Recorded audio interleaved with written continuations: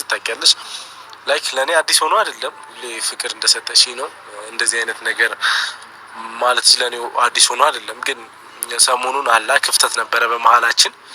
እኔ ላይክ ሁሉንም ነገር ትተን በቃ ዝም ብለን እሺ በቃ ባለን ጊዜ ምናምን ነገር የተባባልነውና እና ዋችን እኔ እንጃ ዛሬ በጣም ለዚህም ነው ስልሽ እኔ እንጃ በቃ ምን ያክል ደስታዬ እንደተመለሰ አታውቂም።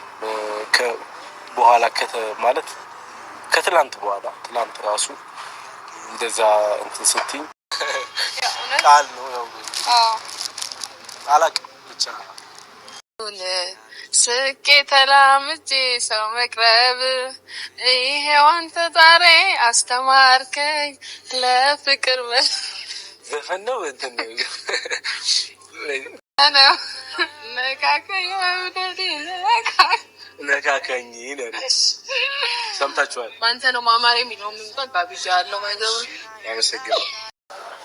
ሞናሊዛ ነሽ ሞናሊዛ ነሽ አሉ ድርጁ ናቲና ሄሉ ተጋቡ። እንግዲህ ቀለበት ቃል ኪዳን አስሮላታል።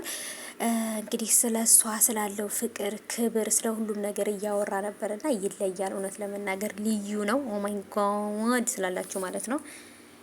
እውነት ለመናገር ከምላችሁ በላይ በጣም ነው ደስ ያለኝ። ምክንያቱም እንደዚህ ፍቅራቸውን ሲገላለጹ ሰርፕራይዝ ሲደራረጉ አበባ በአበባ ሲሆኑ ስጦታ በስጦታ ሲሆኑ በጣም ደስ ይላል። እሱም ተንበርክኮ እንግዲህ የወርቅ ቀለበት ወይም የዳይመንድ ቀለበት እስከማስረልሽ ድረስ ይህንን ቀለበት ከጣትሽ ላይ እንዳታወርቅ ብሎ በቀይ ጨርቅ አስሮላታል። ያ እንግዲህ እንደውም ከይችን ነገር በቃ እንዳደራ ነው ማስቀምጠው ብላለች ማለት ነው። በቃ በክብር ነው ማስቀምጠው ብላለች። ምክንያቱም ከምትወደው ሰው የተሰጣት ነገር ነው። በነገራችን ላይ የምትወዱት ሰው ለምን መርፌ ነገር አትሆንም ከሰጣችሁ ያቺ ነገር እናንተ ቦታ አላት። ምክንያቱም ያ ሰው በአቅሙ ነው የሆነ ነገር ማድረግ የሚችለው ማለት ነው። እና ናቲ ከዚህ በላይም ለሷ ማድረግ ይችላል፣ አቅም እንዳለው አውቃለሁ። ኦፍ ኮርስ ግን ደግሞ ለጊዜው ነገሮች ሰዓት ውስጥ ከሚስተካከል ድረስ ብሎ እንግዲህ እንደዚህ ነው ሰርፕራይዝ ያደረጋልና ይለያል። ለመናገር እኔ በጣም ነው የወደድኩት።